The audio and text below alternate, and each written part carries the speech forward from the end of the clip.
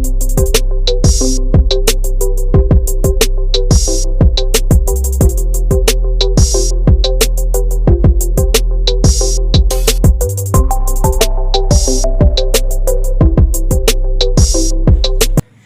everyone! Before I will start my video, I will introduce myself first. So I am Jenny Tapangan Entrina, currently studying at Norso Mabinay campus, taking up Bachelor of Secondary Education, major in Filipino. And I am a third year student from Norso Mabinay. So in this video, let us talk what are the 5 questions all about. So the first question, who is a teacher? So a teacher, also called a school teacher, it is a person who helps students to acquire knowledge, competence, or a virtue. So there is a role of a teacher. So the role of a teacher may be taken on by anyone. Example, when showing a colleague how to perform specific tasks. In some countries, teaching young people of school age may be carried out in an informal setting, such as within the family or homeschooling, rather than in a formal setting such as a school or college. Some other profession may involve a significant amount of teaching. For example, the youth, worker, and the pastors. So a teacher has a duties and a function. So the function and the duties of a teacher may provide instruction in literacy, numeracy, craftsmanship, or vocational training, such as arts, religion, civic, community roles, or life skills. So formal teaching tasks include preparing lessons according to agreed curricula, giving lessons, and assessing pupil progress. So the professional duties may extend beyond formal teaching. Outside of the classroom, teachers may accompany students in field trips, supervise study halls, help with the organization of school functions, and for teachers, they serve as supervisors for extracurricular activities. In some education systems, teachers may be responsible students' discipline. So, a teacher has competences and qualities required by a teacher. Teaching is a highly complex activity. This is partially because teaching is a social practice that takes place in a specific context, such as time, place, culture, socio-political, economic situation, and etc. And therefore, it is shaped by values of the specific context. So factors that influence what is the competences. So here are the competences of a teacher. So the competences required by a teacher are affected by the different ways in which the role is understood around the world. Broadly, they seem to be 4 models. So the first model is the teacher as manager of instruction. The second is the teacher is caring person. Third, the teacher has expert learning, and lastly, the teacher as cultural and civic person. So the Organization of Economic Cooperation and Development has argued that it is necessary to develop a shared definition of the skills, knowledge, and required by teachers. In order to guide teachers, career-long education has professional development. Some evidences based on an international discussion have tried to reach such as common understanding. For example, the European Union has identified 3 broad areas of competences. The first is working with others. Second, working with knowledge, technology, and information. And lastly, working in and with society. Consensus is emerging that what is required of a teachers can be grouped under 3 headings. So the first heading is knowledge. It is the subject matters itself and knowledge about how to teach it. Curricular knowledge, knowledge about the educational sciences, psychology, assessment, and etc. The second is scrap skills. It is a lesson planning using teaching technologies, managing students and groups, monitoring and assessing learning, and etc. And the lastly is the disposition. It is the essential values and attitude, beliefs, and commitment. So, what are the duties and responsibilities of a teacher? The duties of a teacher extend much farther beyond standing of the front of a classroom and delivering lesson. Behind the scene, a lot of work goes into planning and preparing for lesson and providing additional support to the students. A good teacher may also make a positive impact of a student, often becoming a source of an inspirational and motivation. If you're considering a career in teaching, then you should first find out a little more about the role and responsibilities of a teacher to ensure that this career path is good for you. So the second question is, what are the teacher's responsibilities and the responsibilities of a teacher?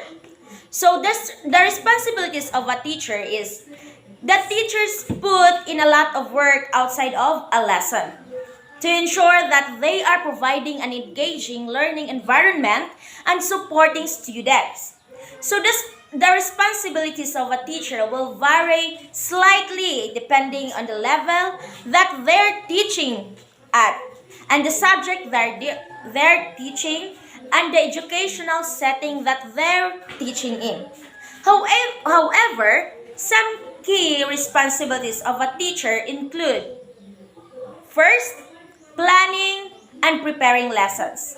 When we say planning and preparing lessons, this can include a lot of work, especially if you're new to the role and haven't taught the subject or students before.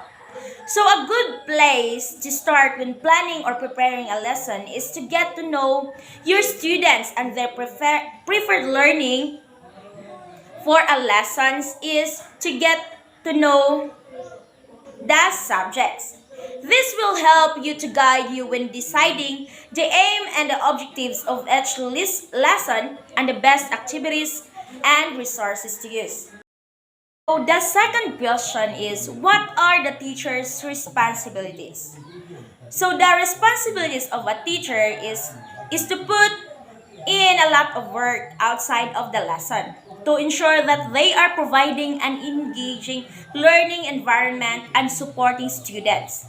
The responsibilities of a teacher will vary slightly depending on the level that they are teaching at, the subject they're teaching, and the educational setting that they're teaching in. However, some key responsibilities of a teacher include: so the first responsibilities of a teacher is to planning and preparing lessons. When we say planning and preparing lessons, this include a lot of work, especially if you are new to the role and haven't taught the subject or students before. A good place to start when planning or preparing a lesson is to get to know your students and their preferred learning styles and find out how much they already know about the subjects. This will help to guide you when deciding the aim and objectives of lesson and the best activities and resources to use. The second responsibilities is to encouraging students' participation. Students tend to become more engaged and learn more during lessons when participation is actively encouraged. Teachers should incorporate different techniques into lessons to help and create a learning environment that encourages students to have a voice and participate. The third responsibilities of a teacher is to research and develop new teaching materials. As well as planning lessons, teachers are required to research and source appropriate teaching materials to complement the context of the lesson. This includes both materials that we'll use during the lesson and information to take home and revise from. So, four responsibilities of a teacher. It is to research and implementing new teaching methods.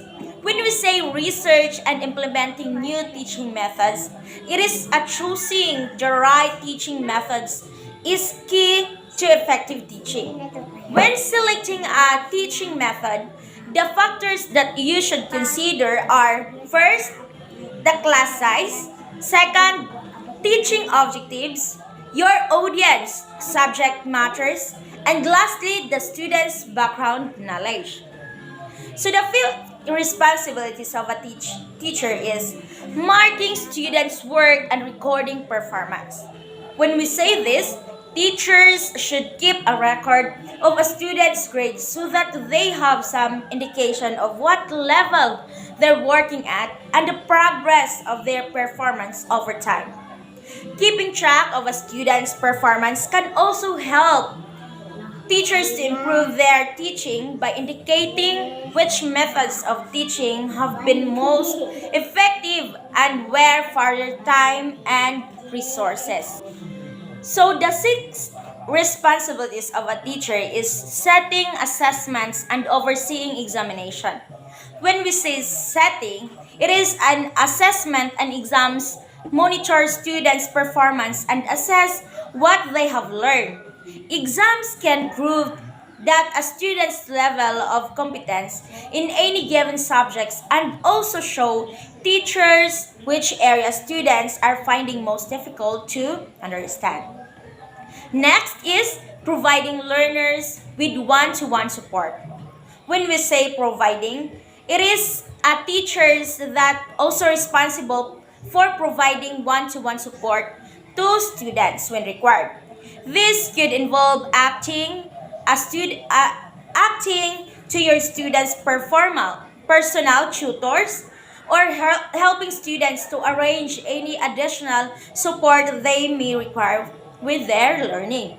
Next is open days or other events. It is depending on the kind of educational organization that you work for. You may occasionally be required to represent the organization or your work department at open days for prospective students or trade events.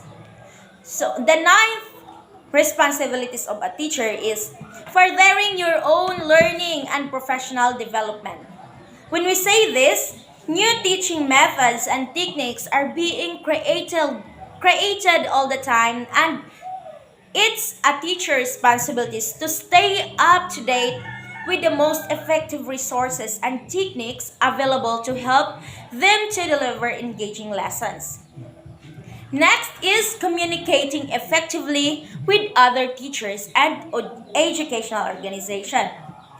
Being able to communicate effectively with other teachers and educational organization can help the teachers to work together and collaborate to provide a more joined up, engaging, and effective learning environment for the students.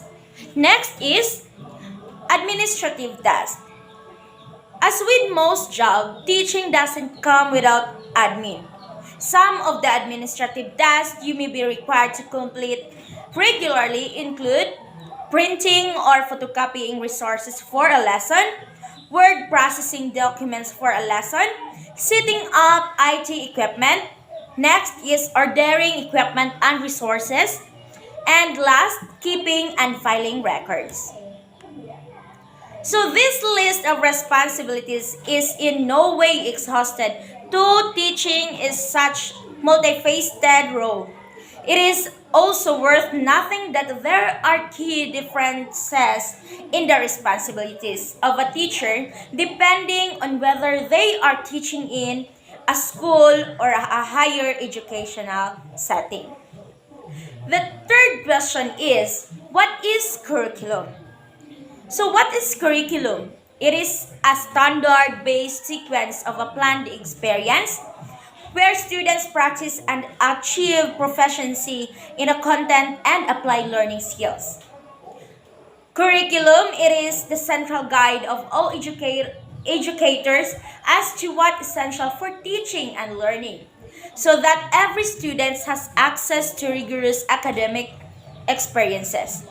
The structure, organization, and consideration in a curriculum are created in order to enhance students' learning and facilitate instruction. It is also include a necessary goals, methods, materials, and assessments to effectively support instruction and learning. So the first curriculum is goal. When we say goal, it is a standard-based benchmarks or expectation for a teaching and learning. Most often, goals are made explicit in the form of scope and sequence or skills to address. Goals must include the breadth and depth to which a student is expected to learn. So the second curriculum, it is a method. Methods are the instructional decision, approaches, procedures, and routines that teacher use to engage all students in meaningful learning. These choices support all the facilitation of learning experiences in order to promote a student's ability to understand and apply content and skills. Methods are differentiated to meet students' need and interest, task demands, and learning environment. It is also adjusted based on ongoing review of a student's progress towards the meeting the goals. The third curriculum is the materials. When we say materials, it is the tools selected to implement methods and achieve goals of a curriculum. Materials are intentionally chosen to support a student's learning. Materials choices reflect students' interests, cultural diversity, world perspectives, and address all types of diverse learners. Fourth is assessment. Assessment in a curriculum is ongoing process of gathering information about what the students knows, understanding, and can do with their documents. Information from assessment is used to make decision about instructional approaches, teaching materials, and academic supports needed to enhance opportunities for the students and to guide for future instruction. Fourth question is, what is the relationship between teachers and curriculum? These relationships involve teachers becoming more aware of their practices, their students' learning, and the connection between their practices and their students' learning.